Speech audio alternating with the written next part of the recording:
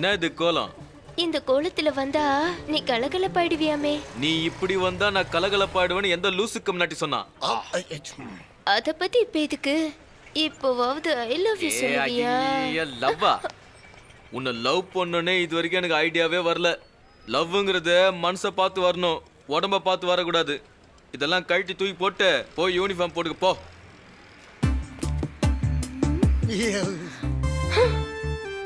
இப்படி பத்திரக்காளி மாதிரி முறைச்சு பார்க்காத. அவனுக்கு பிடிக்கிற மாதிரி ட்ரெஸ் போட்டு வான்னு சொன்னா ஊருக்கே பிடிக்கிற மாதிரி வந்திருக்கியே. இப்ப எனக்கே ஒரு மாதிரியா தான். வாய் மூடுங்க. லவ்னா என்னன்னு தெரியாது உங்ககிட்ட வந்து ஐடியா கேட்டனே, என்ன சொல்லணும்? தப்பா எடுத்துக்காதமா. அந்த சிவாவை ஏதாவது செஞ்சு உன் வழி கொண்டு வரணும், அவ்வளவுதானே. இன்னொரு கோட்டர் கரெக்ட் பண்ணேன்னு வெச்சுக்கோ, ஐடியா கோட்டு.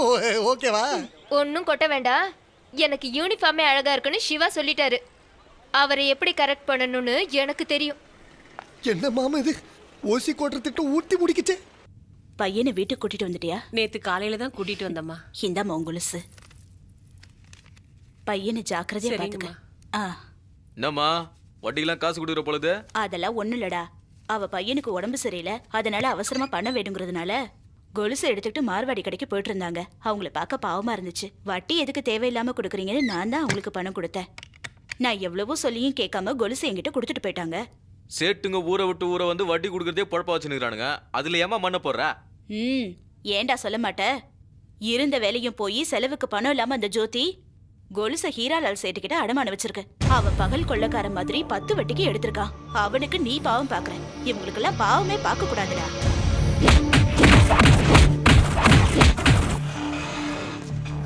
இந்த மணி அடமான வச்சு கொலுசு எதுக்கு சரியா இருக்கான்னு ஒரு தடவை பாத்துக்க.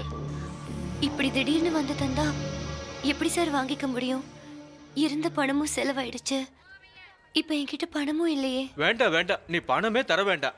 இந்த கொலுசை மட்டும் வாங்கிக்க. இல்லைன்னா இந்த ஏரியால நான் கடையே நடத்த முடியாது. பாக்குறதுக்கு நல்ல பொண்ணா தெரியறியேன்னு நகையை வாங்கிக்கிட்டு காசை கொடுத்தேன்.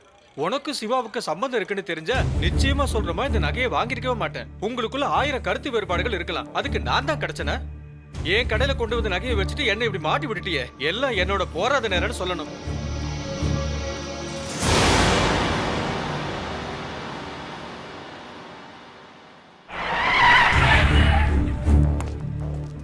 சிவா, உன்னை இன்ஸ்பெக்டர் கூட்ட சொன்னாரு. இன்னும் உன் மேல கம்ப்ளைண்ட் வந்திருக்கு. என் மேல கம்ப்ளைண்ட் பண்ற அளவுக்கு இங்க யாருக்கு தைரியம் இருக்கு? ஜோதின்னு ஒரு பொண்ணு, அந்த பொண்ணு தான் கம்ப்ளைண்ட் பண்ணிருக்கு.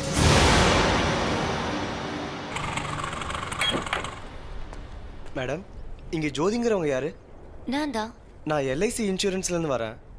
இறந்து போன சூர்யா சார் இன்சூரன்ஸ் போட்டிருக்காரு.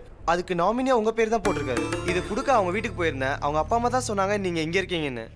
இதுல ஒரு சைன் பண்ணுங்க மேடம்.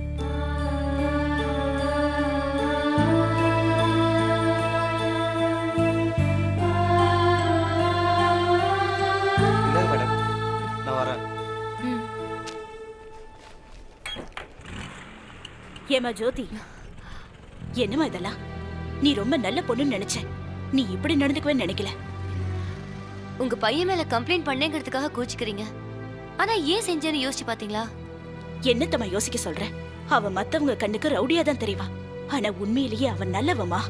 அவங்க பையன் அவங்களுக்கு நல்லவன். அவங்க என்ன செஞ்சுட்டு வந்தாலும் அதை நீங்க சகிச்சுக்கலாம். அத அடுத்தவங்க சகிச்சுக்க முடியாதுங்க. உன் விஷயத்துல அவ என்ன செஞ்சான்னு சொல்லு. அன்னைக்கு என்ன ரவுடிங்க கிட்ட இருந்து காப்பாத்திக்க நான் சிவா லவ்வர்னு சொன்ன ஒரே ஒரு பொய்க்காக இன்னைக்கு ஊர் முழுக்க நான் அவனோட லவ்வர்னு சொல்லிக்கிட்டு இருக்கான். அவனால என்னோட வேலை போச்சு. மார்வாடிய அடிச்சு உதைச்சிருக்கான். இதெல்லாம் நானா செய்ய சொன்னேன். கௌரவமா வாழ்ந்துட்டு இருந்த என்ன ரோடுக்கு கொண்டு வந்துட்டான்.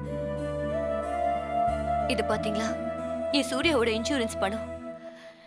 நான் சூர்யாவோட வாழ முடியாம போயிருக்கலாம். ஆனா என் சூர்யா செத்தும் என்னைக்கும் என்ன வாழ வச்சிட்டு இருக்காரு. இந்த பணத்தை வச்சுட்டு நான் ஐஏஎஸ் படிப்பேன். எனக்கு யாரோட உதவியும் தேவையில்லை. ஒரு பொண்ணோட மனசை புரிஞ்சுக்க முடியாத காட்டு மிராண்டிய நீங்க பெத்ததுக்கு நீங்க புள்ளைய பெத்துக்காம இருந்திருக்கலாம். எதுவும் பேசாத. அவளை பத்தி உனக்கு என்ன தெரியும்? நீ நினைக்கிற மாதிரி ஒரு பொண்ணோட மனசை புரிஞ்சுக்க முடியாத காட்டு மிராண்டி இல்ல என் பையன். இவ்வளவு நாள் வரைக்கும் சிவா என் சொந்த பையன்னு எல்லாரும் நினைச்சிட்டு இருக்காங்க. ஆனா நான் அவனோட அம்மா கிடையாது. வாழ்க்கையில யாருமே இல்லாத அனாதையா சாவ நோக்கி போயிட்டு இருந்த என்ன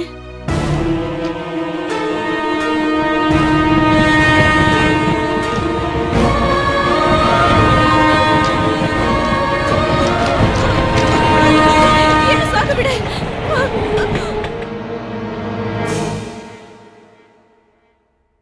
இந்த வயசுல தற்கொலை பண்ணிக்கிற அளவுக்கு அப்படி என்ன கஷ்டம் வந்தது? நான் பெத்த பசங்களுக்கு நான் பாரமா ஆயிட்டேன்பா. எனக்கு 3 பசங்க. ஒரு ஆக்சிடென்ட்ல அவங்க அப்பா இறந்துட்டாரு. இந்த 3 பசங்களையும் வளர்த்து ஆளாக்க நான் ரொம்ப கஷ்டப்பட்டேன். இப்ப 3 பேரும் நல்ல நிலைமையில இருந்து சம்பாதிச்சிட்டு இருக்காங்க. பொண்டாட்டி பிள்ளைங்களோட சந்தோஷமா இருக்காங்க. ஆனா இன்னைக்கு அவங்க சந்தோஷத்துக்கு இடையூறாவும் அவங்களுக்கு பாரமாவும் நான் போயிட்டேன்ப்பா.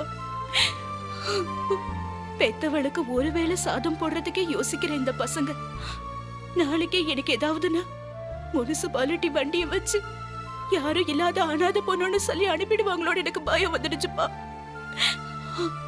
இத்தனை வருஷமா வாழ்ந்த இந்த ஊர்ல அனாதை பொண்ணமா சாகிறத விட யாரு கண்ணுலயும் படாம எங்கேயாவது போய் என் வாழ்க்கையை முடிச்சுக்கணும்னு முடிவு பண்ணிட்டேன். அந்த நேரத்துல தான் நீ என்ன காப்பாத்துன. நீங்க 3 பிள்ளைங்களை பெற்றிருந்தோம், யாரும் இல்லாத அனாதையா இருக்கீங்க. நான் யாருக்கு பிறந்தேன்னு தெரியாமலே அனாதையா வாழ்ந்துட்டு இருக்கேன். நான் உங்களை அம்மான்னு கூப்பிடவா? பிள்ளைங்களை தத்தெடுக்கிற பெத்தவங்களை நீ பாத்திருக்கலாம். ஆனா பெத்தவங்களை தத்தெடுக்கிற பிள்ளைய நீ பாத்திருக்கவே மாட்டேன். அம்மாவா என்ன தத்தெடுத்துக்கிட்டவன் சிவா. அந்த நல்லவனை பத்தி தப்பா பேசுறதில்ல, தப்பா நினைக்க கூட கூடாது.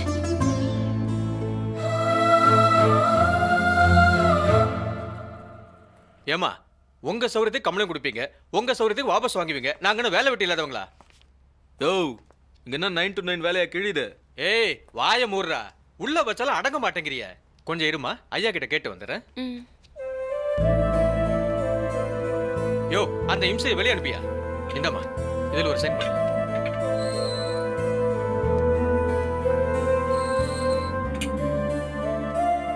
உங்க அம்மா வந்து சொன்னாங்க, அதுக்கு தான் கம்ப்ளைண்ட்டை வாபஸ் வாங்கினேன்.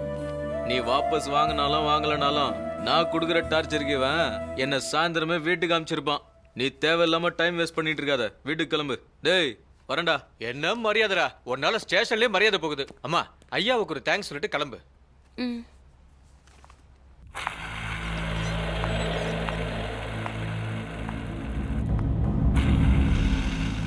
என்னதான் சுத்தினாலும் கடைசியில சுத்தின இடத்துக்கே வந்து நிற்கும். இது பந்துக்கும் பொருந்தும். ஸ்டேஷன்ல பார்த்தது மறுபடியும் ஸ்டேஷன்லயே பார்க்கிறோம்.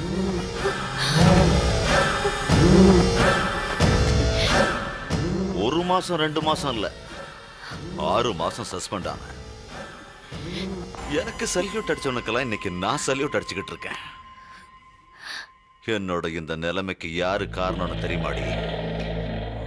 நீ செய்யாத தப்புக்கு தண்டனை அனுபவிச்ச. இப்ப அனுபவிச்ச தண்டனைக்கு தப்பு செய்ய போற. அப்ப தப்பிச்சிட்டீங்க, இப்போ அது நடக்காது. என்ன பயமா இருக்கா? உன்னோட சம்மதம் இல்லாம உன்னை தொடவே மாட்டேன். ஆனா நீ சம்மதிக்கிற வரைக்கும் உன்னை விடவும் மாட்டேன். போ.